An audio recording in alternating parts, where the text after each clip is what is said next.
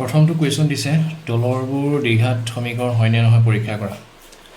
আমি জানো দ্বিঘাত সমীকৰণ হ'বলৈ হ'লে দ্বিঘাত সমীকৰণৰ আদৰ্শ ৰূপটো কি।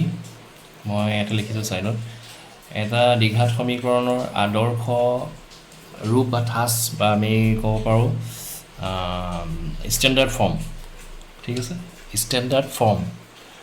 আদৰ্শ ৰূপটো হৈছে কি a x square plus b x plus c. এইটো আমাৰ দ্বিঘাত বহুপদ আছিলে, দ্বিঘাত বহুপদৰ আদৰ্শ ৰূপটো আছিলে। এইটো যেতিয়া শূন্যৰ সমান হ'ব এইটো এটা দ্বিঘাত সমীকৰণ হ'ব। অৰ্থাৎ গণিতত যিমানবিলাক আমি দ্বিঘাত সমীকৰণ আমি পাওঁ সেইবিলাক এইটো আৰ্হিত থাকে বা এইটো আৰ্হিত আমি প্ৰকাশ কৰি ল'ব পাৰোঁ। ঠিক আছে, য'ত এটা চৰ্ত আছে কিন্তু এই এক্স স্কোৱাৰ যিটো সহগ এই cannot be equal to zero', কাৰণ এইটো যদি জিৰ' হৈ যায় গোটেই টাৰ্মটোৱে জিৰ' হৈ যাব, তেতিয়াতো ৰৈখিক সমীকৰণ হৈ যাব। ঠিক আছে, এইটো তো আমি এতিয়া চাম আমাক যেতিয়া কুৱেশ্যন দিছে সেই কুৱেশ্যনকেইটাত আমি অবজাৰ্ভ কৰিম। প্ৰথমতে অবজাৰ্ভ কৰাৰ পিছত যদি অবজাৰ্ভ কৰি এইটো আৰ্হিত আছে বুলি আমি গম পাওঁ তেতিয়াতো আমাৰ কথাই নাই, আমি ডাইৰেক্ট আমি ক'ব পাৰিম যে এইটো দ্বিঘাত সমীকৰণ হয়। কিন্তু সাধাৰণতে কি হয় ইয়াত তোমাৰ যিকেইটা কুৱেশ্যন আছে এই কুৱেশ্যনকেইটাত তোমালোকৰ অবজাৰ্ভ কৰি তোমালোকে আচলতে ক'ব নোৱাৰা। এতিয়া ধৰি লোৱা তোমাক কোনোবাই সুধিলে বোলে 3x square plus 5x plus 6 equal to 0 এইটো দ্বিঘাত সমীকৰণ হয়নে নহয়, তোমালোকে জাষ্ট অবজাৰ্ভ কৰি কৈ দিব পাৰিবা যিহেতু এইটো ইয়াৰ নিচিনা হৈ আছে, এটা আমাৰ স্কোৱাৰ থকা টাৰ্ম এটা আছে। ঠিক আছে, গতিকে এইটো এটা দ্বিঘাত সমীকৰণ হ'ব। কিন্তু এনেধৰণে তোমালোকৰ কুৱেশ্যনকেইটা দিয়া নাই। এতিয়া তোমালোকৰ কুৱেশ্যনকেইটাত আমি অলপ কি কৰিব লাগিব, মেনিপুলেশ্যন কৰিব লাগিব, আমি ইফাল সিফাল কৰিব লাগিব, অলপ কেলকুলেশ্যন কৰিব লাগিব। যদি ব্ৰেকেট আছে স্কোৱাৰ আছে সেইবিলাক ভাঙিব লাগিব, ভঙাৰ পিছত শেষতহে আমি গম পাম যে এইটো ৰূপত আছে নেকি। যদি এইটো ৰূপত আছে তেনেহ'লে দ্বিঘাত সমীকৰণ হ'ব, যদি এইটো ৰূপত নাই তেনেহ'লে দ্বিঘাত সমীকৰণ নহয়। ঠিক আছে, তো আমি আৰম্ভ কৰোঁ। এটা আমি কৰিলে তোমালোকে গম পাবা। তো 1 নম্বৰটো মই কৈছোঁ। 1 নম্বৰ দিছে x plus 1 square 2x minus 3। তোমাক সুধিছে এইটো দ্বিঘাত সমীকৰণ হয়নে নহয়। তো আমি এতিয়া এনেই জাষ্ট অবজাৰ্ভ কৰি পিনি আমি আচলতে এতিয়া ক'ব পৰা নাই এইটো দ্বিঘাত সমীকৰণ হয়নে নহয়। যদি আমি ভাবিছোঁ এইটো a plus B whole square ভাঙিলে স্কোৱাৰ এটা আহিব, সেইবুলি ভাবি আমি হয়তো আমাৰ মনলৈ আহিছে দ্বিঘাত সমীকৰণ হ'ব পাৰে। কিন্তু কেতিয়াবা কি হ'ব, এই সমান চিহ্নৰ সোঁফালেও এটা স্কোৱাৰ টাৰ্ম থাকিব, এইফালেও এটা স্কোৱাৰ টাৰ্ম থাকিব, এইফালেও এটা স্কোৱাৰ টাৰ্ম থাকিব, তেতিয়া আমি সেইকেইটা কেঞ্চেল গুচি যাব পাৰে। কেঞ্চেল গুচি গ'লে কিন্তু আল্টিমেটলি শেষত দ্বিঘাত সমীকৰণ নহ'বও পাৰে। গতিকে আমি সেইকাৰণে কৰি চাওঁ। আমি কি কৰিম, আমি জাষ্ট কেলকুলেশ্যন অলপ মেনিপুলেশ্যন কৰিম, মানে আমি এই স্কোৱাৰবিলাক ভাঙিম, ব্ৰেকেটবিলাক ভাঙিম। এইটো অভেদ a plus B whole square পৰি আছে, গতিকে X square plus 2 into X into 1 মানে টুৱাইছ এক্স প্লাছ টুৱাইছ এবিধ ভাঙিলোঁ, প্লাছ বি স্কোৱাৰ মানে 1 স্কোৱাৰ 1 হৈ গ'ল, সমান চিনৰ তলত সমান চিন দিবা, 2 ইণ্টু এক্স টুৱাইছ এক্স প্লাছে মাইনাছে মাইনাছ 2 ইণ্টু 3 6 এইটো হৈ গ'ল। তাৰপিছত এই সোঁফালে যিখিনি থাকিব গোটেইখিনি বাওঁফালে লৈ আহিবা আৰু সোঁফালে সদায় 0 কৰিবলৈ চেষ্টা কৰিবা। ইয়াত যেনেকৈ 0 আছে তো আমি এক্স স্কোৱাৰ যিহেতু দুইটা একেই বস্তু আছে, দুইটাৰ আগত একেই চিন আছে, গতিকে এইফালে আহিলে মাইনাছ হৈ যাব, গতিকে 0 হৈ যাব, আমি এনেকৈ কাটি দিব পাৰোঁ। এইটো হৈ গ'লে প্লাছ 1 মাইনাছ 6টো এইফালে আহিলে কি হ'ব, প্লাছ 6 ইকুৱেল টু 0। তো আল্টিমেটলি আমাৰ কি হ'ল x square plus 7 equal to 0। এতিয়া তোমালোকে ভাবিছা এইটোতো দ্বিঘাত সমীকৰণ এইটো ৰূপত নাই, আছে, এইটো আছে, এইটো হৈছে এটা বিশুদ্ধ দ্বিঘাত সমীকৰণ। তোমালোকৰ কিতাপখন হয়তো তোমালোকৰ এইটো নাই, এডভান্সত আছে এইবিলাক। তো বিশুদ্ধ দ্বিঘাত সমীকৰণ মানে কি, মাজৰ এই টাৰ্মটোৰ সহগটো 0, মাজৰ টাৰ্মটো নাই মানে কি আমি 0 ইণ্টু এক্স বুলি ক'ব পাৰোঁ। মানে এইটো এই বিটো মানে 0 কৰি ল'ব পাৰোঁ, ইয়াত যিহেতু এক্স আছে গতিকে এইটো এক্স লিখি দিব পাৰোঁ, প্লাছ 7 আল্টিমেটলি এই গোটেই বস্তুটো ইয়াৰ নিচিনা হ'ল নাই, গতিকে এইটো এটা দ্বিঘাত সমীকৰণ। তোমালোকে এইবোৰ দেখাব নালাগে, জাষ্ট মই তোমালোকক বুজাবৰ কাৰণে কৈছোঁ। গতিকে এইটো এটা বিশুদ্ধ দ্বিঘাত সমীকৰণ, কাৰণ ইয়াত তোমালোকে এইটো চাবা যে স্কোৱাৰ টাৰ্ম আছেনে নাই। যিহেতু স্কোৱাৰ টাৰ্ম এটা আছে হৈ গ'ল, দ্বিঘাত সমীকৰণ হ'বই। যিটো এটা দ্বিঘাত সমীকৰণ, যিটো এটা দ্বিঘাত সমীকৰণ হয়। তো আমি শেষত তেনেহ'লে কি গম পালোঁ, দ্বিঘাত সমীকৰণ। ঠিক আছে, সুধিছে ন তলত দ্বিঘাত সমীকৰণ হয়নে নহয় পৰীক্ষা কৰা, যিটো এটা দ্বিঘাত সমীকৰণ। বা কিছুমানে লিখে এইটো যিহেতু আমুক আৰ্হিত আছে, এইটো আৰ্হিত আছে, গতিকে এইটো এটা দ্বিঘাত সমীকৰণ হ'ব, সেইবুলিও তোমালোকে লিখিব পাৰা। ঠিক আছে, এইটো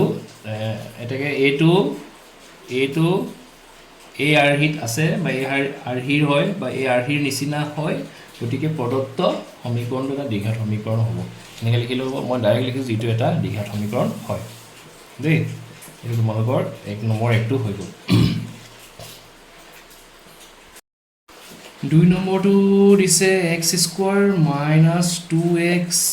= -2 এনেকৈ ব্ৰেকেট দিছে 3 - x। চিন্তা কৰিব নালাগে, জাষ্ট তোমালোকে চব মাল্টিপ্লাই কৰি দিয়া, য'ত মাল্টিপ্লাই কৰিবলৈ আছে, য'ত স্কোৱাৰ আছে স্কোৱাৰ ভাঙিবা। আৰু এতিয়া কি আছে, মাইনাছে প্লাছে, -2 × 3 -6, মাইনাছে মাইনাছে প্লাছ 2 × x টুৱাইছ x হৈ গ'ল। তো এতিয়া আমাৰ কি হ'ব, এতিয়া কিন্তু দুইটা যদিও একেই, এটাৰ আগত মাইনাছ এটাৰ আগত প্লাছ আছে, গতিকে কাটিব নোৱাৰোঁ, মানে 0 নহয়। এইফালে লৈ আহা 2x, এই 2x এইফালে আনিলে -2x, -6 এইফালে আনিলে +6, এই মোৰ সমান চিহ্ন তলত সমান চিহ্ন হ'ল দেই, এইটো বেকা হ'ল 0। তাৰপিছত কি হ'ব নহ'লে x² - 4x + 6 = 0। দ্বিঘাত সমীকৰণ হয়নে? আমি দেখিছোঁ এটা স্কোৱাৰ টাৰ্ম এটা আছে, লিখিব পৰা যিহেতু বা এটা লিখিব পৰা দেই, ax² + bx + c = 0 আৰ্হিৰ হয়, আৰ্হিৰ, গতিকে প্ৰদত্ত সমীকৰণটো, এই সমীকৰণটো মানে গোটেইটো সমীকৰণটো, প্ৰদত্ত সমীকৰণটো দ্বিঘাত সমীকৰণ হয়। এনেকৈ পৰীক্ষাত লিখি দিবা এনেকৈ, ঠিক আছে? এইটো আনচাৰ হৈ গ'ল। 3 নম্বৰটো দিছে x - 2 ব্ৰেকেট x + 1 দূৰত লিখিছোঁ এবাৰ = x - 1 x + 3। এতিয়া ইয়াত চাবা দেই কি হ'ব, ইয়াত মই দেখিছোঁ স্কোৱাৰ এটা আহিব, x² পূৰণ কৰিলে এইটো স্কোৱাৰ এটা আহিব, সেইটো কেঞ্চেল যাব, ঠিক আছে? তো x² x × 1 x - 2 + x -2x -2 + 1 -2, ঠিক আছে? x × x x² + x + 3x -1 + x -x -1 + 3 -3। এয়া চোৱা x² গুচি গ'ল। এতিয়া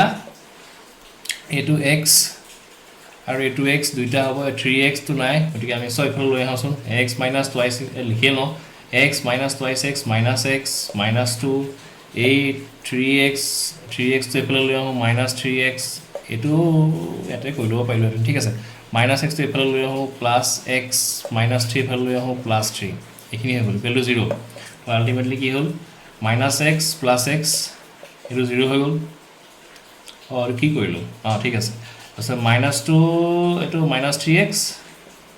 -2 + 3 কিমান হ'ব, +1 = 0। এইখিনিয়ে থৈ দিলে হয়, বা 3x - 1 = কি হৈ যাব, 0। যিটো লিখিবা ax² + bx + c = 0 আৰ্হিত নাই, মানে এই বস্তুটো এইটো আৰ্হিত নাই, হয়নে? এতেকে কি লিখিবা, এতেকে প্ৰদত্ত সমীকৰণটো, এই সমীকৰণটো প্ৰদত্ত সমীকৰণটো দ্বিঘাত সমীকৰণ হ'বনে নহয়, ডাইৰেক্ট হৈ গ'ল। বুজি পাইছানে? দ্বিঘাত সমীকৰণ নহয় দেই। আহিছেনে স্ক্ৰীনত, দ্বিঘাত সমীকৰণ নহয়, বুজি পালা? 4 নম্বৰটো দিছে x - 3 bracket 2x + 1 within bracket ওপৰত লিখিছোঁ = x উইদিন ব্ৰেকেট x + 5 আছে। আমি ভাঙি দিম, x twice x 2x² x 1 x -3 twice x -6x -3 + 1 -3, এইখিনি গম পাইছা calculation, x x² x 5 5x, ঠিক আছে? তো ইয়াত আমি কি কৰিম, গোটেই এইফালে লৈ আহোঁচোন, 2x², এইখিনি একেটা সময়তে এইটো বিয়োগ কৰোঁ, কি হ'ব, +1 -6 -5 মাইনাছ 5x মাইনাছ 3 এইফালে লৈ আহোঁ মাইনাছ এক্স স্কুৱাৰ এইটো লৈ আহোঁ মাইনাছ 5x আল্টিমেটলি এইফালে সোঁফালে 0 হৈ গ'ল ঠিক আছে 2x square minus x square গতিকে এক্স স্কুৱাৰ মাইনাছ 5x গতিকে মাইনাছ 10x মাইনাছ 3 এইটো ইকুৱেল টু 0 তো এইটো আমি কি কৈছোঁ আমি গম পাইছোঁ ই a x square plus b x plus c equal to 0 আৰ্হিত আছে আৰ্হিৰ হয় আমি গম পাইছোঁ দেখি মানে বুজি পাইছা ন তোমালোকে কি কৈছোঁ মই এইটো যদি আমি কম্পেয়াৰ কৰোঁ মানে এ ইকুৱেলটো কিমান হৈছে 1 হৈ আছে বি ইকুৱেলটো কিমান হৈছে মাইনাছ 10 হৈছে মানে বুজি পাইছা ন আৰু চি ইকুৱেলটো কিমান হৈছে মাইনাছ 3 হৈ আছে বুজি পাইছা ন আৰু আৰু হয় গতিকে প্ৰদত্ত সমীকৰণটো দ্বিঘাত সমীকৰণ হয় মানে এটা স্কোৱাৰ টাৰ্ম থাকিলে হ'ল এই স্কোৱাৰ টাৰ্ম আছে ন হৈ গ'ল আৰু এতিয়া এইটো তোমালোকে মোক প্ৰশ্ন সুধিব পাৰা বা তোমালোকৰ হয়তো মনত আহিছে এই বস্তুটো যে এইটোচোন ইয়াৰ লগত নাই মিলাই প্লাছ আছে এইটোকে যদি আমি চাওঁ মই দেখাই দিছোঁ চাইডত জুৰিব নাই মই ধৰিব পৰা নাই এতিয়া এইটো যে আছে এনেকৈ x square minus 10x minus 3 equal to 0 এনেকৈ নাই জানো তো এইটোকে যদি মই এনেকৈ লিখোঁ হ'ব নাই এক্স স্কোৱাৰ প্লাছটো লিখি যিহেতু ইয়াত প্লাছ আছে এইটো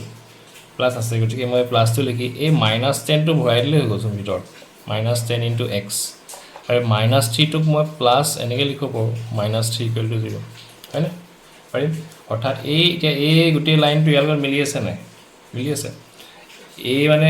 মানে ইয়াত কিমান আছে এইটো 1 আছে লুকাই আছে 1 পূৰণ হৈছে 1 বি মানে মাইনাছ 10 হৈ আছে আৰু চি মানে কিমান হৈছে মাইনাছ 3 গতিকে এইটো ইয়াৰ লগত মিলি আছে গতিকে দ্বিঘাত সমীকৰণ হয় ঠিক আছে আৰু দ্বিঘাত সমীকৰণ হ'বলৈ আটাইতকৈ ডাঙৰ চৰ্তটো হৈছে কি এক্স স্কোৱাৰ সহগটো শূন্য হ'ব নোৱাৰে কিন্তু শূন্য হৈ থকা নাই শূন্য হৈছে নি ইয়াত কি আছে 1 আছে এইটো কথা 4 নম্বৰটো হৈ গ'ল 5 নম্বৰটো কি দিছে 2x minus 1 in bracket x minus 3 equal to x plus 5 multiplied by x minus 1 তো আমি এর কি করব একে আর সব ভাঙি দিয়া সব পূরণ করে দিয়া 2x into x কি হবে 2x square 2x minus 3 minus 6x minus 1 plus x minus 1 minus 3 plus 3 এফালে কি হবে plus x x square plus x minus 1 minus x plus 5 plus x plus 5x plus 5 minus 1 minus 5 তাৰপিছত সকলোবিলাক ৰাখি minus 6x minus x 7x ইয়াতে কৰি লওঁ plus 3 সব এফালে লৈ আহিবা ঠিক আছে তো এইটো x স্কোৱাৰ আছে minus x plus 5x কি হ'ব plus 4x এফালে আহিলে কি হ'ব minus 4x ঠিক আছে মই বেলেগকৈ দেখাই দিছোঁ এইটো plus x ঠিক আছে এইটো এফালে আহিলে plus 5x তো আহিলে এফালে minus 5x minus 5 টো এফালে আহিলে plus 5 এফালে ইকুৱেল টু 0 তো এফালে কি হৈ গ'ল এটা হ'লে 2x স্কোৱাৰ minus 7x তাৰপিছত আহিলে plus x minus 6x minus 5x গতিকে minus 11x হ'ল ঠিক আছে তো ঠিক আছে তাৰপিছত আহিলে 5 plus 3 8 plus 8 equal to 0 দেখি দেখিলো এইটো এটা দ্বিঘাত সমীকৰণ স্কোৱাৰ টাৰ্ম আছে স্কোৱাৰ আগৰ সহগটো শূন্য নহয় ঠিক আছে এটা যি ই a x square plus b x plus c equal to 0 আৰ্হিত আছে ঠিক আছে গতিকে প্ৰদত্ত সমীকৰণটো মানে এইটো প্ৰদত্ত সমীকৰণটো দ্বিঘাত সমীকৰণ হয়নে দ্বিঘাত সমীকৰণ হয় এনেকৈ আমি পৰীক্ষাত লিখি দিম ঠিক আছে মোৰ স্ক্ৰীনত আহিছেনে আহিছে এইটো আনচাৰ দেই 5 নম্বৰটো হৈ গ'ল 6 নম্বৰ দিছে x square plus 3x plus 1 equal to x minus 2 whole square okay এইখিনিতো ভাঙিবলগীয়া নাই যেনেকৈ আছে সেনেকৈ লিখা left hand side right hand ছাইডত আমি কি লিখিছোঁ a minus b whole square আছে ভাঙিম a square minus 2 into a into b ঠিক আছে মানে 4x দেই মই ডাইৰেক্ট লিখি দিছোঁ তোমাক বুজাই দিলোঁ 4x plus B square 2 square 4 হৈ গ'ল তো এক্স স্কোৱাৰ গুচি গ'ল গতিকে আমি গম পালোঁ দ্বিঘাত সমীকৰণ নহয় এইটো তো 3x প্লাছ 1 আছে 4xটো এইফালে লৈ আহা প্লাছ 4x মাইনাছ 4টো এইফালে আনিলে ইকুৱেল টু 0 আল্টিমেটলি কি হ'ব 3x plus 4x 7x plus 1 minus 4 minus 3 equal to 0 তো ইয়াত যিহেতু এক্স স্কোৱাৰ টাৰ্মটো নাই হয়নে এক্স স্কোৱাৰ টাৰ্মটো নাই গতিকে কি হ'ব যিহেতু a x square plus b x plus c equal to 0 আৰ্হিত নাই গতিকে এনেকৈ যিহেতু দিব নালাগে আৰ্হিত নাই ডাইৰেক্ট গতিকে বহুত ধৰণে লিখিব পাৰা তোমালোকে প্ৰদত্ত সমীকৰণটো দ্বিঘাত সমীকৰণ নহয় ঠিক আছে এনেকৈ পৰীক্ষাত হৈ গ'ল এইটো আছিলে তোমালোকৰ 6 নম্বৰ 7 নম্বৰটো তোমালোকক দিছে কি X plus 2 whole cube equal to 2x in bracket X square minus 1 তো আমি ভাঙিম এইটো আমি গম পাইছোঁ A plus B whole cube হৈ আছে গতিকে A cube plus A thrice A square into B ঠিক আছে এইটো মই নুজুৰিবগৈ plus thrice A B square এইটো মানে এইটো বি হৈ আছে ফৰ্মুলা মতে এইটো B plus B cube 2 cube মানে এইখিনি হ'ব লেফ্ট হেণ্ড ছাইডত আৰু এইফালে হ'ব তোমাৰ কি 2x কিউব মাইনাছ 2x তোমালোকে গম পালাই যিহেতু কিউব আহিলে গতিকে এইটো ত্ৰিঘাত সমীকৰণ হৈ গ'ল হয়নে কাৰণ ইয়াত কেঞ্চেলো নাযায় কিউবকেইটা গতিকে এইটো দ্বিঘাত নহ'বই তথাপি তোমালোকে দেখাব পাৰা ইয়াত যে এইখিনি কৰি লোৱা তোমালোকে দেখাই দিছোঁ দেই বুজিবগৈ পাৰে মোৰ x cube 3x 6x square plus 2 square 4 তিনি 12x প্লাছ 2 কিউব মানে 8 ঠিক আছে আৰু এইফালে লৈ আহা এইকেইটা minus 2x cube plus 2x equal to কিমান হৈ গ'ল 0 হৈ গ'ল ঠিক আছে তো আল্টিমেটলি কি হ'লগৈ x cube minus 2x cube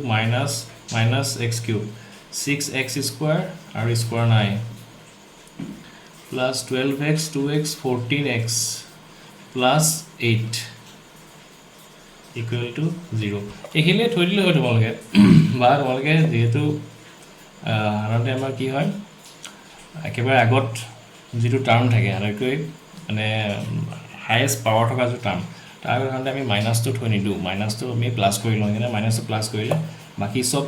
চিনবিলাক কি হৈ যাব বিপৰীত চিনটো হৈ যাব প্লাছ হ'লে মাইনাছ হ'লে প্লাছ হৈ যাব ঠিক আছে ইকুৱেল টু 0 স্ক্ৰীনত আহিছে নাই মই চাওঁ অঁ ঠিক আছে এতিয়া মই ইয়াত লিখি দিছোঁ দেই ইয়াত নুজুৰিব স্ক্ৰীনত তই তলত লিখিবা a x square plus b x plus c equal to 0 আৰ্হিত নাই ঠিক আছে নাই গতিকে প্ৰদত্ত সমীকৰণটো দ্বিঘাত সমীকৰণ নহয় এইটো আনচাৰ ঠিক আছে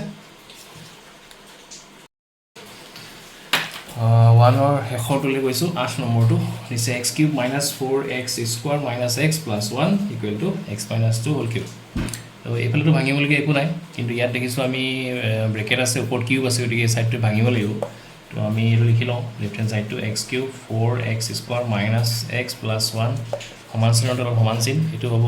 এ cube minus 3 into A square মানে এক্স স্কোৱাৰ ইনটু কি হ'ব বি 2 প্লাছ 3 ইনটু এক্স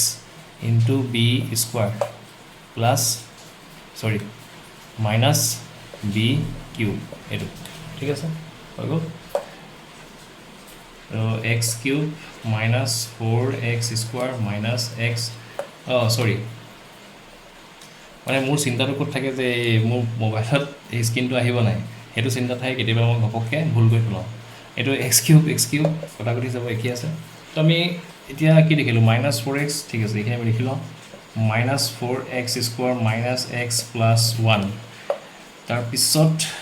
এইখিনি তোমালোকে পুৰণো কৰা আৰু একেটা সময়তে এইফালে লৈ অহা ঠিক আছে মই এইটো কৰিছোঁ দেই মাইনাছ এইটো কিমান হ'ব মাইনাছ 6x স্কুৱাৰ গতিকে মাইনাছ এইফালে আহিলে প্লাছ হ'ব প্লাছ 6x স্কুৱাৰ এইটো কি হ'ব 2 4 4 12 12x এইফালে আহিলে হ'ব মাইনাছ 12x এইফালে আহিলে এইটো মাইনাছ 8 এইফালে হ'ব প্লাছ 8 ইকুৱেল টু 0 বুজি পাইছা নহয় এইখিনি মানে পূৰণ কৰি পিনি একেটা সময়তে এইফালে লৈ আহিলোঁ ঠিকে আছে 6x স্কুৱাৰ মাইনাছ এইফালে আহিলে প্লাছ হ'ল এইটো হৈ গ'ল 4 12x প্লাছ এইফালে মাইনাছ হ'ল মাইনাছ 8 এইফালে প্লাছ হ'ল তো এইটো দেখাই দিলে ভাল আৰু এতিয়া আমাৰ দেখিছোঁ 6x square minus 4x square গতিকে প্লাছ 2x স্কুৱাৰ হ'ল এইফালে হ'ল মাইনাছ এক্স মাইনাছ 12x গতিকে মাইনাছ 13x হ'ল প্লাছ 8 প্লাছ 1 প্লাছ 9 হ'ল equal to 0 ax square plus bx plus c equal to 0 আৰু হিট আছে হয়নে স্ক্ৰীনত আহিছেনে আছে অঁ এতেকে প্ৰদত্ত সমীকৰণটো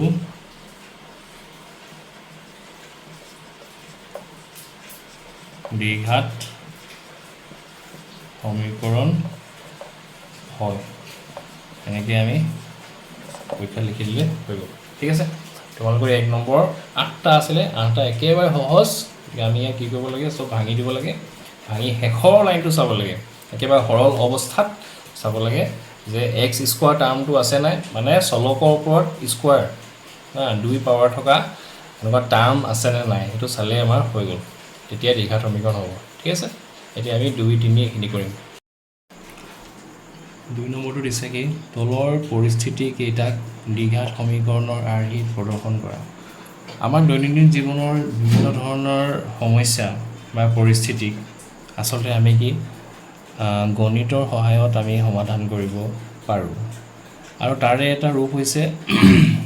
এইটো য'ত আমি কি এটা চলক ধৰি সেই চলকৰ সহায়ত পৰিস্থিতিটোত থকা চৰ্তবিলাকক লৈ আমি এটা দ্বিঘাত সমীকৰণ বনাই ল'ব পাৰোঁ আৰু সেই দ্বিঘাত সমীকৰণটো সমাধান কৰি আমি যেতিয়া চলকৰ মানটো উলিয়াম তেতিয়া আমাৰ সমাধানটো হৈ যায় গতিকে এনেকুৱা অংক তোমালোকক দিছে খালি ইয়াত তোমালোকক সমাধান কৰিবলৈ দিয়া নাই 4.1ত 4.2ৰ পৰা তোমালোকৰ সমাধান আছে বিভিন্ন ধৰণৰ বৰ্গ সম্পূৰণ পদ্ধতি আছে তাৰপিছত মধ্যপদ বিভাজনৰ দ্বাৰা আছে দ্বিঘাত সূত্ৰ লগাই আছে বিভিন্ন ধৰণৰ পদ্ধতিৰ সহায়ত আমি দ্বিঘাত সমীকৰণৰ সমাধানবিলাক পাম কিন্তু এতিয়া তোমালোকক জাষ্ট যিটো গাণিতিক সমস্যা দিছে সেই দৈনন্দিন জীৱনৰ লগত জড়িত সেই সমস্যাটোক মাত্ৰ তোমালোকে ax square plus bx plus c equal to 0 where a cannot be equal to 0 এই ফৰ্মত এই আৰ্হিটোত জাষ্ট তোমালোকে প্ৰকাশ কৰিব লাগে ঠিক আছে তাৰ কাৰণে আমি কি কৰিম কুৱেশ্যনটো একেবাৰে শেষত যিটো কথা কৈছে সাধাৰণতে মেক্সিমাম ক্ষেত্ৰত সেইটোৱে আমি এক্স বুলি ধৰি ল'ব লাগে এক্স বুলি ধৰি বাকী চৰ্তখিনিৰ লগত মিলাই আমি কামখিনি কৰি যাব লাগে ঠিক আছে তো আমি কি কৈছে চাওঁ আয়তাকাৰৰ মাটি এডোখৰত কালি 528 বৰ্গ মিটাৰ এটা চৰ্ত তোমালোকক দিয়া আছে চৰ্ত বুলি কৈছোঁ কণ্ডিশ্যন দিয়া আছে মাটিডোখৰৰ দিশ ইয়াৰ পথালিৰ দুগুণ 2 নম্বৰ যিটো কণ্ডিশ্যন কৈছে কি মাটিডোখৰৰ দিশ ইয়াৰ পথালিৰ দুগুণ তেনেহ'লে কোনটো সৰু দিশ বেছি পথালিটো কম আৰু তোমালোকে জানাই দিশটো সদায় পথালিতকৈ সাধাৰণতে বেছিয়ে হয় গতিকে ইয়াৰ চৰ্তমতে দিশটো বেছি হ'ব আৰু পথালি কম মানে দিশ যদি ককায়েক বা পথালি ভায়েক এনেকৈ ধৰি লোৱা তে চৰ্তটোত কি দিছে আৰু এটা কথা কৈছে যদি কমটো কম হয়েই পথালি কিন্তু লগতে কৈছে কি যে বা দিশটো পথালিতকৈ বেছি এতিয়া কিমান বেছি কৈছে যে দিশ ইয়াৰ পথালিৰ দুগুণতকৈ এক বেছি বুজি পাইছা ন তেনেহ'লে আমি মাটিডোখৰ দীঘাৰ প্ৰস্থ উলিয়াব লাগে এতিয়া এই যে শেষত যে ক'লে দীঘাৰ প্ৰস্থ উলিয়াব লাগে তাত দুটা যিহেতু ৰাখি দি দিলে এতিয়া আমি যিকোনো এটা এক্স ধৰিলে আমাৰ হৈ যায় কিন্তু আমি সাধাৰণতে দুটা ৰাখি দিলে আমি যিটো কম যিটো সৰু সেইটোকে আমি এক্স বুলি ধৰোঁ তেনে দীঘ আৰু প্ৰস্থৰ ভিতৰত এই পৰিস্থিতিটোত এই কণ্ডিশ্যনকেইটাত বা এই কুৱেশ্যনটোত কোনটো সৰু প্ৰস্থ সৰু কৈ দিছে নহয় দীঘ ইয়াৰ পথালিৰ দুগুণতকৈ এক বেছি মানে প্ৰস্থ সৰু তেনেহ'লে আমি ধৰিম ধৰা হওক আমি কি লিখিম এইবিলাক কুৱেশ্যনত ধৰা হওক বা ধৰা হ'ল বাকীবোৰ মই লিখা নাই আৰু দেই আয়তাকৃতিৰ মাটিডোখৰ এইবোৰ লিখা নাই ধৰা হওক প্ৰস্থ বা কি হয় পুতল বহল হয় নাই প্ৰস্থ ইকুৱেল টু যিহেতু মিটাৰত আছে এইটো বৰ্গ মিটাৰ দেখিছা কালি আমি সেইটো এক্স মিটাৰ বুলি লিখিব লাগিব দেই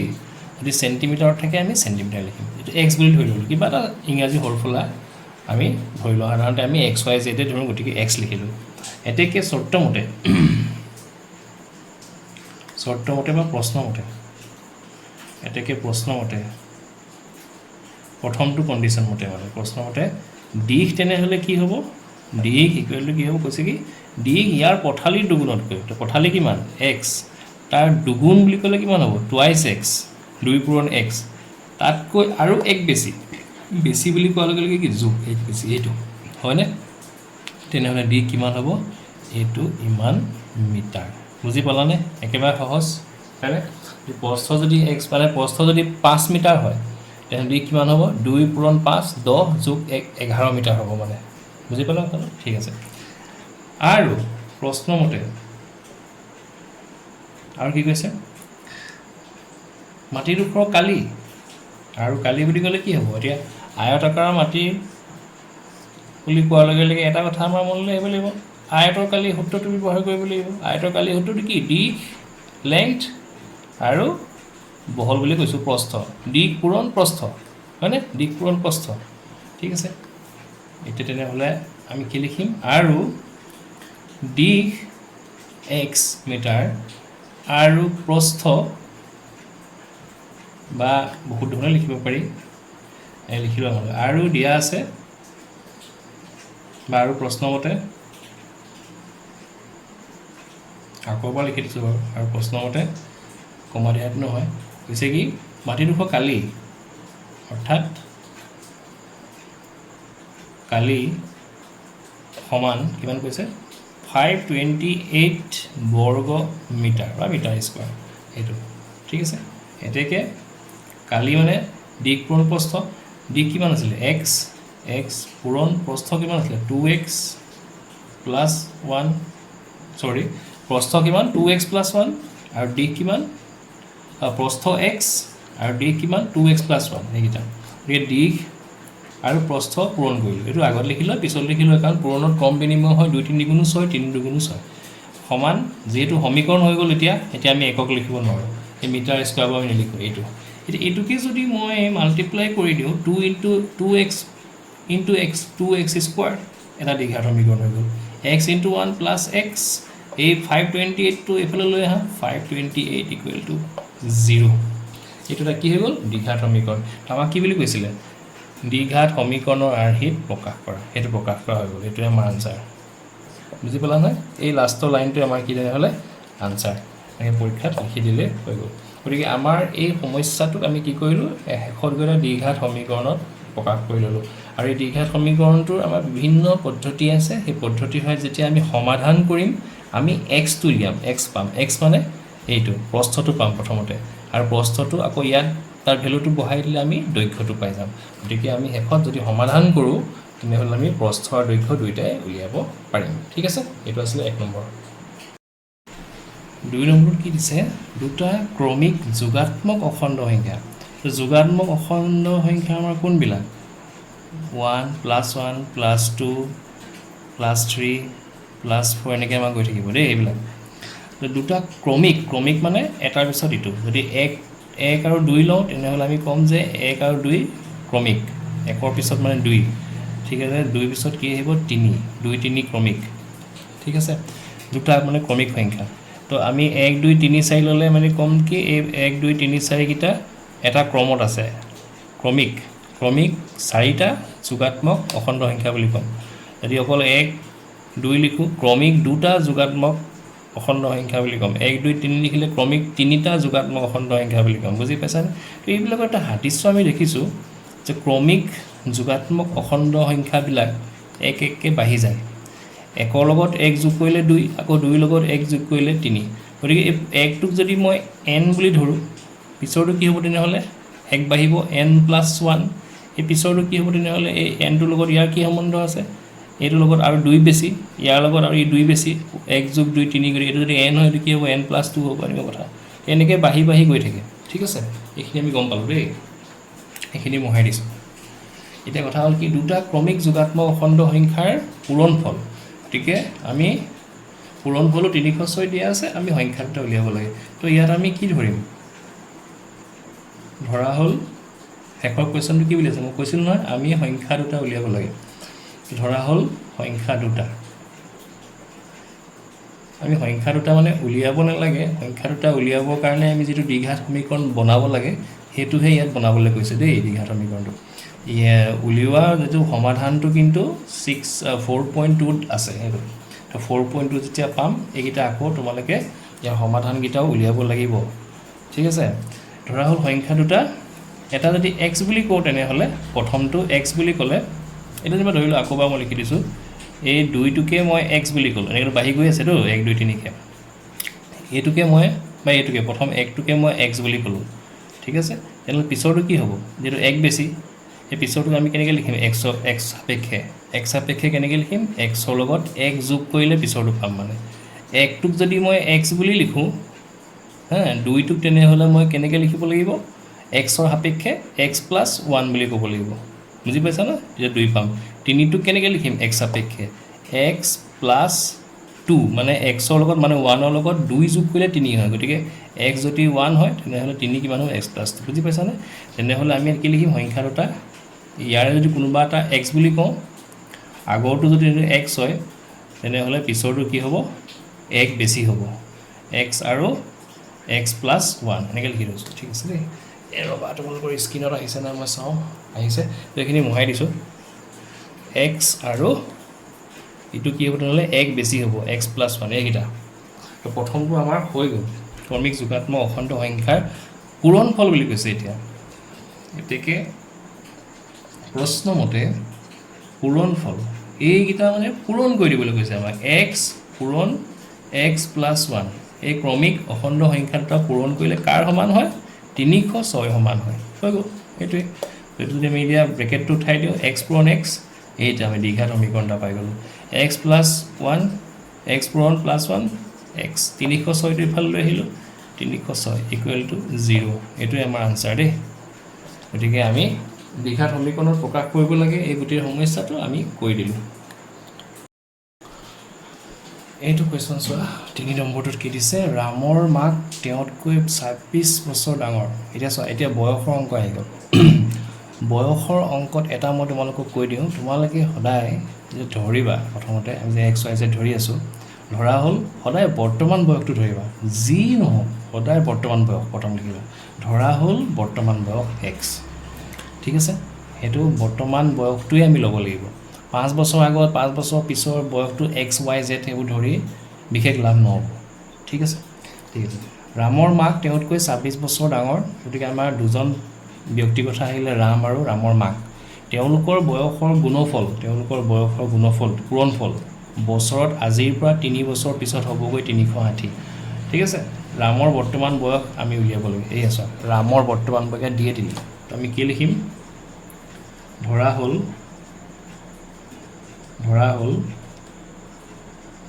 ৰামৰ মই কৈছিলোঁ নহয় কুৱেশ্যনটো শেষত চাবা শেষৰ টুকুৰাটোকে আমি x বুলি ধৰিব লাগে সাধাৰণতে বৰ্তমান বয়স সমান x বছৰ এইটো ধৰি ল'লোঁ আমি ঠিক আছে এতিয়া কি বুলি কৈছে পিছত ৰামৰ মাক তেওঁতকৈ 26 বছৰ ডাঙৰ এতেকে ৰামৰ মাকৰ বয়সটো আমি এতিয়া ৰামৰ বয়সৰ সাপেক্ষে উলিয়াব লাগিব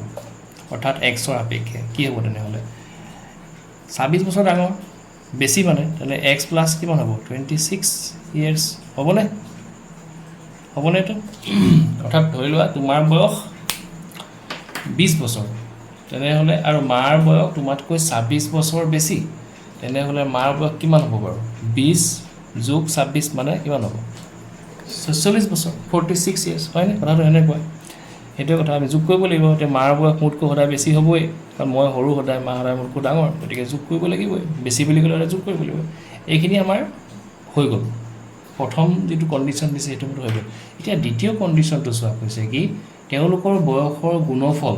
ঠিক আছে প্ৰশ্নমতে এতিয়া কিছুমানে লিখি লয় এই বস্তুটো মই ইয়াত নিলিখোঁ দেই ডাইৰেক্ট লিখিম প্ৰশ্নমতে ঠিক আছে লিখি ল'ম বাৰু আমি আজিৰ পৰা 3 বছৰ পিছত হ'বগৈ 360 তেওঁলোকৰ বয়সৰ পূৰণ এতিয়া ৰামৰ যদি বৰ্তমান বয়স এক্স বুলি নকয় মই 10 বুলি ক'লোঁ দেই 10 বছৰ এনেহ'লে 3 বছৰৰ পিছত কি হ'ব বা তোমালোকে নিজে চিন্তা কৰাচোন তোমালোকৰ নিজৰ বয়স 15 বছৰ বা 16 বছৰ তেনেহ'লে 3 বছৰৰ পিছত যেতিয়া আমি বয়সটো উলিয়াম কি কৰিব লাগিব 16 লগত 3টো কি কৰিব লাগিব যোগ কৰিব লাগিব মানে 19 হ'ব সেইটো অৱস্থাত মোৰ মাৰ বয়সটো কি হ'ব তেনে মোৰ মাৰ বয়সটোতো 3 বছৰ বেছি হৈ যাব হ'ব নাই মই যেনিবা মাৰ বয়সটো যেনিবা মোৰ যেতিয়া 16 বছৰ মাৰ বোলে 40 বছৰ কথা এটা কৈছোঁ মাৰ লগত মাৰ 3 বছৰ পিছতো মাৰ বয়সটোও বাঢ়ি যাব 3 বছৰ মানে 43 হ'ব 3 বছৰ পিছত মোৰ 19 বছৰ হ'ব আৰু মাৰ এতিয়া 40 বছৰ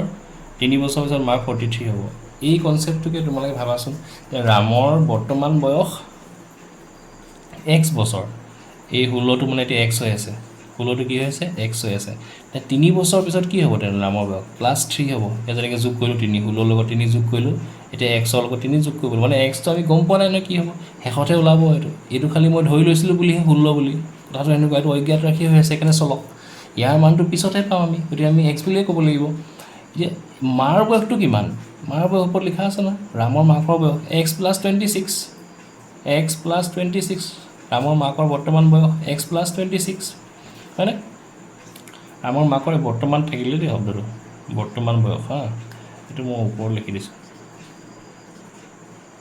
ৰামৰ বয়স বৰ্তমান বয়স 1 বছৰ আৰু ৰামৰ মাকৰ বৰ্তমান বয়স এই ৰামৰ মাকৰ বৰ্তমান বয়সটো কিমান এইটো x + 26 এইটো লিখিছোঁ সেই 3 বছৰ পিছত যেনেকৈ ৰামৰ বয়সৰ লগত 3টা যোগ হৈ গ'ল মাকৰ বৰ্তমান বয়সৰ লগতো 3 বছৰ পিছত এটা কি হ'ব 3টা যোগ হ'ব এইটো বুজি পালা এইটো এই দুটাৰ পূৰণ ফলটো কৈছে কিমান হ'ব কাৰ সমান হ'ব 360 সমান হ'ব মানে বুজি পাইছানে এই দুটাৰ পূৰণ ফলটো 360 সমান হ'ব ক্লিয়াৰ হৈছে তো আমি এতিয়া ধুনীয়াকৈ লিখিম কেনেকৈ লিখিম কিছুমানে লিখি লয় প্ৰশ্নমতে বা প্ৰশ্নমতে 3 বছৰ পিছত লিখি লওঁ দেই আমিও পৰীক্ষা নিলিখিলেও হ'ব দেই ডাইৰেক্ট লিখিলেও প্ৰশ্নমতে x + 3 ব্ৰেকেটৰ ভিতৰত পূৰণ x + 26 + 3 = 360 এনেকৈ লিখি লওঁ আমি লিখি লওঁ 3 বছৰ পিছত এই মোৰ কলমবিলাক ধৰা নাই মোৰ কলম কিনিবলৈ হৈ গ'ল আৰু 3 বছৰ পিছত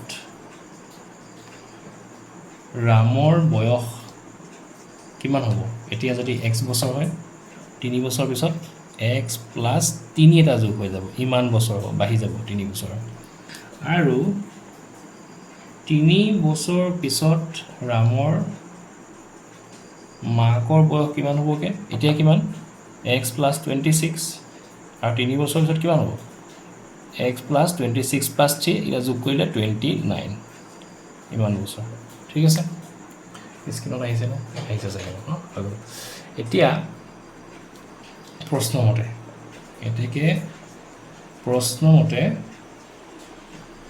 কি কৈছে এই x + 3 ৰামৰ 3 বছৰ পিছৰ বয়স গুণফল ৰামৰ মাকৰ 3 বছৰ পিছৰ বয়স এইটো দুইটা পূৰণ কৰিলে কিমান হয় 360 হয় মোৰ এইটো একেটা লাইনত হৈ গ'ল দেই এইটো মানে মোৰ এখন নোযোৱে যে মই অলপ লেপা থেপাকৈ লিখিব লগা হৈছে ঠিক আছে এতিয়া আমি কি কৰিম পূৰণ কৰিম x * x x² x 29x + 3 * x 3x 3 × 29 সেইটো কিমান হ'ব কৰিলে 3 × 9 = 27 7 সকলোলে 2 360টো অলপ এফালে লিখিছোঁ দেই এইটো ইয়াতে লিখি দিছোঁ দেই x + 29 বছৰ জুৰিছে নাই মই নাজানিছোঁ আৰু তেনেহ'লে দিছে তো এইটো কি হ'ল এইটো 360টো অলপ দূৰত লিখি দিওঁ এতিয়া এইটো ঠিক আছে তো 3 পূৰণ 3 9 গুণ 27 7 কৰিলে 2 3 2 গুণ 6 2 8 87 তো -360 360টো এফালে লৈ আহা ইকুৱেল টু 0 তেনেহ'লে আমাৰ দ্বিঘাত সমীকৰণটো কি হ'বগৈ আল্টিমেটলি এটা নুজুৰিব চাগে ন বৰ দিগদাৰ দেই এইটো মই ইয়াতে কৰিব লাগিব ইকুৱেল টু 0 কিমান হ'বগৈ ultimately x² 29x plus 3x হ'ব এইটো 32x আৰু 87 এইটো -360 হ'লে মাইনাছ 10 হাত গ'লে 3 হ'লে 5 15 8 গ'লে 7 273 ইকুৱেল টু 0 এইটো আমাৰ আনচাৰ ঠিক আছে গতিকে আমি গোটেই প্ৰদত্ত সমস্যাটো শেষত এটা দ্বিঘাত সমীকৰণত আমি লিখিলোঁ ঠিক আছে দ্বিঘাত সমীকৰণটো কোনটো এইটো x² প্লাছ ঠিকে আছে না 29 3 32 ঠিকে আছে এইটো কৰিলে ঠিকে আছে কিন্তু হ'ল -273 0 ঠিক আছে পিছত আমি সমাধান কৰিলে আমি সেই বছৰবোৰ উলিয়াব পাৰিম এইটো আমি 4.2ত কৰিব লাগিব তো 2 নম্বৰ 3টো ইয়াতে শেষ হৈছে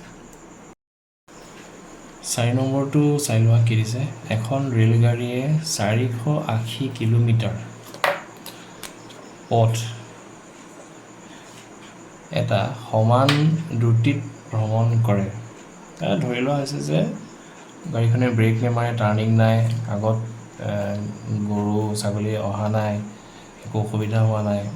একদম একেটা স্পীডতে 480 কিলোমিটাৰ ৰাস্তা চিধা ৰাস্তা বুলি ধৰি লোৱা অতিক্ৰম কৰিছে আৰু অতিক্ৰম কৰিছে কেনেকৈ প্ৰথমবাৰ আমি দুটা চিনেৰিঅ চাব লাগিব প্ৰথমবাৰ কৈছে কি যেটো স্পীডত গৈছে পিছৰবাৰ কিন্তু সেইটো স্পীডত যোৱা নাই কৈছে কি ভ্ৰমণ কৰে যদি এই দুটি প্ৰতি ঘণ্টাত 8 কিলোমিটাৰ কম হ'লহেঁতেন মানে প্ৰথমবাৰ যেটো স্পীডত গৈছে পিছৰবাৰ ঘণ্টাত 8 কিলোমিটাৰকৈ কমকৈ গৈছে প্ৰতি ঘণ্টাত 8 কিলোমিটাৰ প্ৰথমটোতকৈ কমি গৈছে মানে প্ৰথমটো জাৰ্নি যদি আমি চাওঁ বোলে 1 ঘণ্টাত 50 কিলোমিটাৰকৈ গৈছে কথা এটা কৈছোঁ দেই 50 কিলোমিটাৰ গৈছে পাৰ আৱাৰ প্ৰথমটো জাৰ্নি ঠিক আছে এইটো জাৰ্নি 1 দেই জাৰ্নি 1ত গৈছে আৰু দ্বিতীয়টো জাৰ্নি 2 তেনেহ'লে কি কৈছে 8 ঘণ্টা কম হ'লে কিমান হ'ব 50 মাইনাছ 8 কিমান হ'ব 42কৈ গৈছে মানে 42 কিলোমিটাৰকৈ গৈছে পাৰ আৱাৰ এই কুৱেশ্যনটো ভালকৈ বুজিবলৈ চেষ্টা কৰা দেই এনেইতো অংকটো একেবাৰে উজু জাষ্ট বুজিবলৈ চেষ্টা কৰা গতিকে যিহেতু 1 ঘণ্টাত তোমালোকে এটা বস্তু তোমালোকে জানা নাজানা মই নাজানো এইটো তোমালোকে এতিয়াই কনচেপ্টটো ক্লিয়াৰ কৰি লোৱা এই যে আমি লিখোঁ 50 কিলোমিটাৰ অব্লিক দিওঁ এটা হৰণ চিন মানে আৱাৰ দিওঁ মানে এইটো 1 আৱাৰ মানে এইটো 1টা লুকাই আছে 1 ঘণ্টা বুজি পালানে 1 ঘণ্টা তো একক সময় 1 ঘণ্টাত ই 50 কিলোমিটাৰত গৈ আছে বুজি পাইছানে 1 ঘণ্টাত ই 50 কিলোমিটাৰ মানে ৰাস্তা অতিক্ৰম কৰিছে যেনিবা এইটো কোৱা ধৰি লোৱা সোণাৰী মোৰ চিয়াহীটো হেৰি হৈছে এইটো কোৱা সোণাৰী এইটো কোৱা শিৱসাগৰ ডিষ্টেঞ্চ কিমান 50 কিলোমিটাৰ তে এই সোণাৰীৰ পৰা শিৱসাগৰলৈ যাবলৈ এই জাৰ্নিত এইটো জাৰ্নিত প্ৰথম জাৰ্নিটোত 1 ঘণ্টা লাগে গাড়ীখনত কিন্তু পিছৰ জাৰ্নিটোত মানে কিমান হয় এই 1 ঘণ্টাত 50 কিলোমিটাৰ যাব নোৱাৰে পিছৰ জাৰ্নিটোত কিমান যায় 1 ঘণ্টাত কিন্তু 42 কিলোমিটাৰ যায় মানে শিৱসাগৰ নাপায়গৈ 1 ঘণ্টাত কনচেপ্টটো ক্লিয়াৰ হৈছে নে কি কৈছোঁ সেইটোৱে কথা দেই গতিকে আমিতো জানোৱে স্পীডটো কেনেকৈ উলিয়াই ডিষ্টেঞ্চ বাই টাইম এইটো কথা এইটো মনত ৰাখিবা তো ই যিহেতু কমকৈ যায় তেনেহ'লে কাৰ বেছি সময় লাগিব 1 ঘণ্টাতে কমকৈ যায় ডিষ্টেঞ্চটোতো সমানে আছে 480 ইউ 480 যাব এইটো স্পীডত যাব খালি গাড়ীখনে স্পীডটো বেছি তাৰ ইউ 480 যাব ডিষ্টেঞ্চ ছেইম ডিষ্টেঞ্চ কিন্তু ইয়াৰ স্পীডটো কম তেনেহ'লে ইয়াৰ টাইম কি লাগিব বেছি লাগিব এই টাইমটো আমি T2 বুলি কৈ দিম আৰু ইয়াৰ যিটো টাইম লাগিব এইখন এইটো জাৰ্ণিত প্ৰথম জাৰ্ণিটো টাইম 1 বুলি কৈ দিম তেনেহ'লে বাই কুৱেশ্যন আমাক কি কৈছে এই টাইমটো থাকি কৈছে 3 ঘণ্টা বেছি লাগে কাক বেছি লাগিব ইয়াক লাগিব তেনেহ'লে এই T2টো তেনেহ'লে কাৰ সমান হ'ব T1ৰ যিমান সময় লাগিব T2ৰ তাতকৈ 3 ঘণ্টা বেছি লাগিব এইটো হ'বনে অৰ্থাৎ T2ক যদি 10 ঘণ্টা লাগে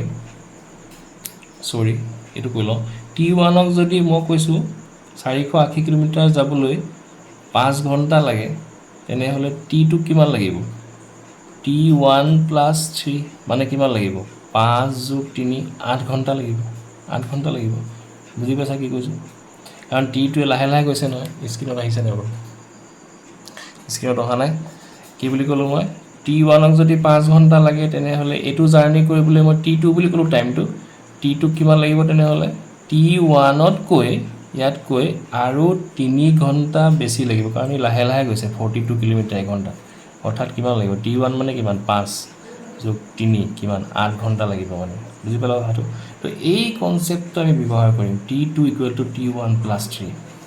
অৰ্থাৎ আমি T2টো উলিয়াম কেনেকৈ উলিয়াম এইটোৰ পৰা স্পীড = d/t তেনেহ'লে টাইম = কি হ'ব টাইমটো আমি এইটো ইণ্টাৰচেঞ্জ কৰিব পাৰোঁ T2 ইয়ালৈ গ'ল S টো তললৈ আহিলে D2 আন্তঃবিনিময় পজিশ্যন চেঞ্জ কৰিব পাৰোঁ আন্তঃবিনিময় বুলি কৈছোঁ আৰু গতিকে D2 ওপৰত থাকিলে T2 ইয়ালৈ গ'ল এই টাইমটো ঠিক আছে তো আমি প্ৰথম কি উলিয়াম T1টো উলিয়াম T1 = কি হ'ব D2টো ছেইম আছে 480 S টো বেলেগ হ'ব এইটো S1 বুলি ক'ম এইটো S1 এইটো S1 তাৰপিছত T2টো উলিয়াম এইটো ফৰ্মুলা ব্যৱহাৰ কৰি D2 ছেইম আছে D থাকিব কিন্তু এইটো জাৰ্ণিৰ কাৰণে আকৌ স্পীডটো বেলেগ হ'ব 42 এইটো দুটা বেলেগ এইটো S2 বুলি কৈ দিওঁ S2 উলিয়াম স্ক্ৰীনত আহিছে নাই বাৰু অঁ স্ক্ৰীনত আহিছে চাগে বুজি পাইছা কি কৈছোঁ T1টো উলিয়াম D/S1 হ'ব আৰু T2টো উলিয়াম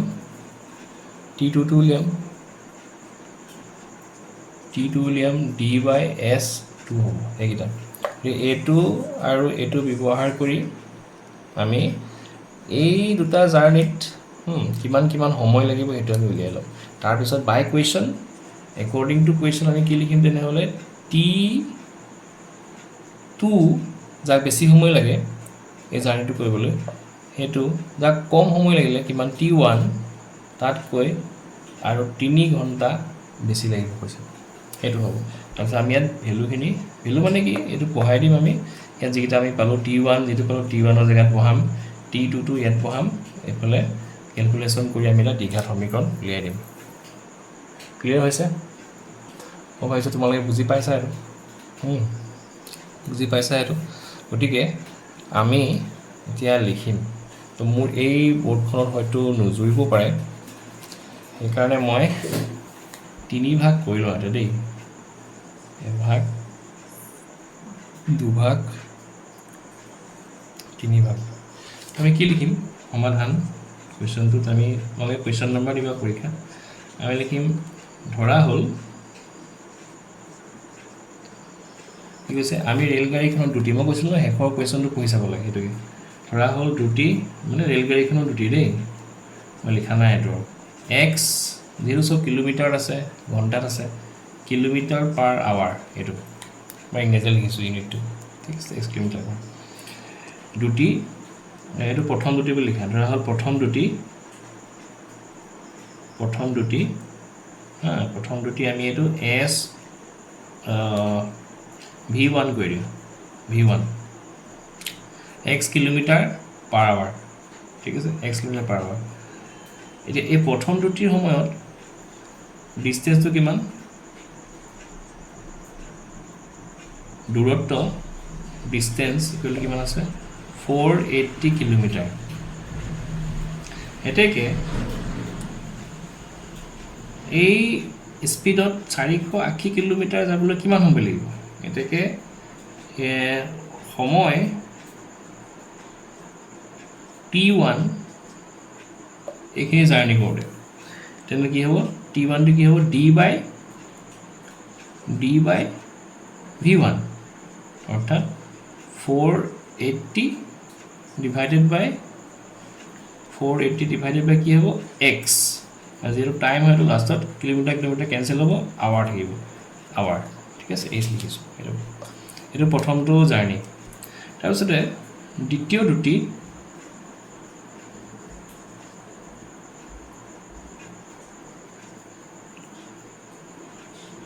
এতেকে দ্বিতীয় দুটি প্ৰথম দুটি যেটো হয় দ্বিতীয় দুটি কি হ'ব দ্বিতীয় দুটি লিখিব নতুন দুটি লিখিব পৰা ঠিক আছে দ্বিতীয় দুটি কি হ'ব তেনে হলে আমাক মানে ৰেল গাড়ীখন দুটি লিয়াব লাগে মানে এই প্ৰথম দুটিটো লিয়াব গৈছে দেই প্ৰথম দুটিটো দ্বিতীয় দুটিটো কোৱা নাই ঠিক আছে এতেকে দ্বিতীয় দুটি এটা কাম কৰোঁ এটো প্ৰথম দুটি দ্বিতীয় দুটি লিখাতকৈ ধৰা হ'ল গাড়ীখনৰ দুটি v1 লিখিলো নতুন দুটি লিখি দিওঁ এতেকে প্ৰশ্ন মতে নতুন দুটি কি হ'ব এটো আমি v2 বুলি কৈ দিওঁ কি হ'ব প্ৰতি ঘণ্টাত 8 কিলোমিটাৰ কমিব যদি গাড়ীখনৰ দুটি প্ৰথমটো জাৰ্নিত x কিলোমিটাৰ আছিল নতুন দুটিটো কি পিছৰটো জাৰ্নিত কি হ'ব প্ৰতি ঘণ্টাত 8 কিলোমিটাৰ কমিলে কি হ'ব x - 8 কিলোমিটাৰ প্ৰতি ঘণ্টা পাৰ আৱাৰ এটো হ'ব তেতিয়া দূৰত্বটো সেম আছে দূৰত্ব একেই আছে দূৰত্ব ডিসটেন্স কিমান আছে 480 কিলোমিটাৰে আছে এতিয়াও একেটা ডিসটেন্স ঠিক আছে ইয়াত নজৰিছে মই এড কৰিব লাগিব দূৰত্ব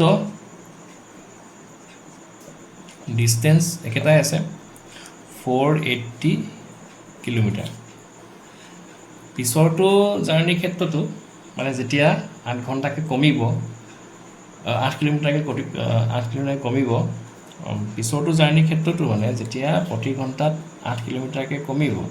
তেতিয়াও ডিসটেন্সটো একেই আছে কিন্তু টাইমটো নিশ্চয় বেলেগ হ'ব এতেকে পিছৰটো জাৰ্নিৰ ক্ষেত্ৰত সময় t2 কি হ'ব তেনেহ'লে ডিসটেন্স 480 কিলোমিটাৰ ঠিক আছে ডিসটেন্স আৰু এবাৰ দুটিটো কি হ'ব x - 8 এটো কিলোমিটাৰ পাৰ আৱাৰ তো সময় হ'ব ইমান আৱাৰ এটো হ'ব অৰ্থাৎ দ্বিতীয়বাৰ যেতিয়া জাৰ্নিটো কথা বিবেচনা কৰিম যেটো জাৰ্নিত ডিসটেন্সটো একেই আছে কিন্তু কি হৈছে স্পিডটো কমি গ'ল প্ৰতি ঘণ্টাত 8 কিলোমিটাৰকে কমি গ'ল তেতিয়া গাড়ীখনৰ সময় লাগিলে এটো কলো t2 বুলি কলো ঠিক কিমান হ'ব সময় আমাৰ ফৰ্মুলা আছে ডিসটেন্স বাই কি হয় স্পিড হয় গতিকে 480 বাই x - 8 ঠিক আছে এতেকে according to question বা by question এতেকে প্ৰশ্ন মতে কি হ'ব কৈছে কি 3 ঘণ্টা বেছি লাগে গম পাইছে এটোৰ সময়টো এই বস্তুটো যে হৰু হৈ গ'ল ফ্ৰেকশনৰ হৰটো যেতিয়া হৰু হৈ যায় গটে ফ্ৰেকশনটোৰ ভ্যালুটো বেছি হৈ যায় এটো x - 8 আৰু কমি গ'ল এটো যদি 5 এটো 5 বিয়োগ বলে 8 বা এটো বা 10 এটো 10 বিয়োগ 8 2 হৈ গ'ল আৰু কমি গ'ল গতিকে এটো এই সময়খিনি বেছি হৈ যাব t2 টো বেছি হ'ব কিমান বেছি t1 তকৈ 3 ঘণ্টা বেছি এটাকে প্ৰশ্ন মতে t2 হয়নে এটো এই গুটে সময়খিনি ইকুৱেল টু t1 এই সময়খিনি t1 এই গুটেখিনি 480 বাই x যদি আমি ক্যালকুলেশন কৰো যেটো সময় হ'ব t1 তকৈ 3 ঘণ্টা আৰু বেছি কৰি +3 এটো প্ৰশ্ন ঠিক আছে তো এইখিনি মোৰ ইয়াত নজৰিব চাগে তো মই কাগজত কৰি দিম যিমান খিলকে জুয়ে লিখি লওঁ তো t2 মানে কি 480 ডিভাইডেড বাই x - 8 t1 তে ভ্যালু লৈ আহা মাইনাস t1 মানে কি 480 divided by x equal to 3 থৈ দিয়া ঠিক আছে পিছৰখিনি মই কাগজ এখনত কৰিবলৈ মই চেষ্টা কৰিম যদি মোৰ কাগজ আছে কাগজখন আছে ঠিক আছে আমি ক্যালকুলেশন কৰিম দেই ইয়াত আমি কি পালো এটো দে 480 by x - 8 তো 480 by x - 8 minus 480 by x equal to 3 কিন্তু দেখিছা এখিনি আমি ক্যালকুলেশন কৰিব লাগে ক্যালকুলেশন কৰিলে আমি কি হ'ব লসাগু দুইটা বেলেগ বস্তুৰ লসাগু সদায় ইহঁতৰ পূৰণফলৰ সমান হয় পূৰণ কৰিলো তো পূৰণ কৰিলে ইয়াত x - 8 আছে x - 8 লগত কেনসেল গ'ল থাকিলে x x * 480 গতিকে 480x minus x এ cancel হ'ল x minus 8 into 480 480 into x minus 8 এনেকুৱা হ'ব equal to 3 ঠিক আছে তো নেক্সট লাইনটো কি হ'ব এখিনি ফাল লৈ যাম এখিনি ওপৰখিনি 480x minus 480 into x x হ'ব minus এ plus এ minus হ'ব minus এ plus 480 into 8 কিমান হ'ব 0 8 8 গুণ 64 4 কৰিলে 6 8 4 গুণ 32 36 38 আৰু একেটা সময়তে এই গোটেই বস্তুটো এফাল লৈ যাওঁ তো কিমান হ'ব 3 into x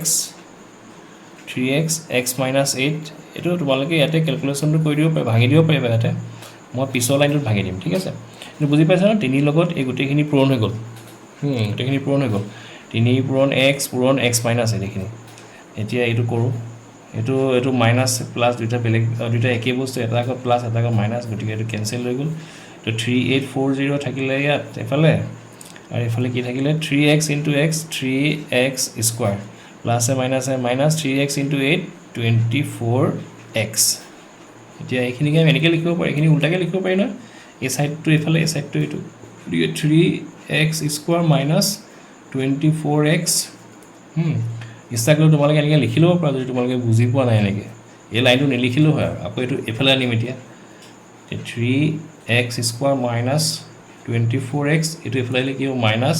3840 তোমালোকে পৰীক্ষাত এইখিনিলৈকে থৈ দিলে হ'ব এইটো এটা দ্বিঘাত সমীকৰণ হৈ গ'ল গতিকে আমি এই আমাৰ গোটেই সমস্যাটো এটা শেষত এটা দ্বিঘাত সমীকৰণত পৰিণত কৰিলো এটা x টো আছে x মানে কি আছিল গাড়ীখনৰ দুটি এই দুটি হয়নে এইটো আমি যদি সমাধান কৰো আমাৰ কোনোবা এটা নিয়মত আমি x টো উলিয়ালে মানে x টো উলিয়াব পাৰিম আৰু x টো উলিয়ালে আমি গাড়ীখনৰ দুটিটো পাই যাম ইনিশিয়াল যেটো দুটি আছিল হেটো আমি পাই যাম বুজি পাইছা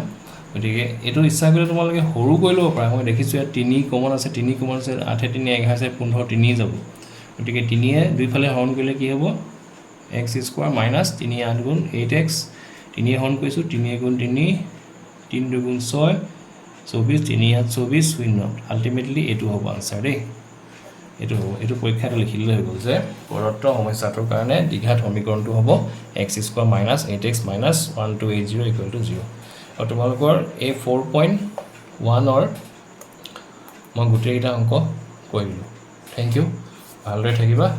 আৰু খুব অংক কৰিবা লভ ইউ অল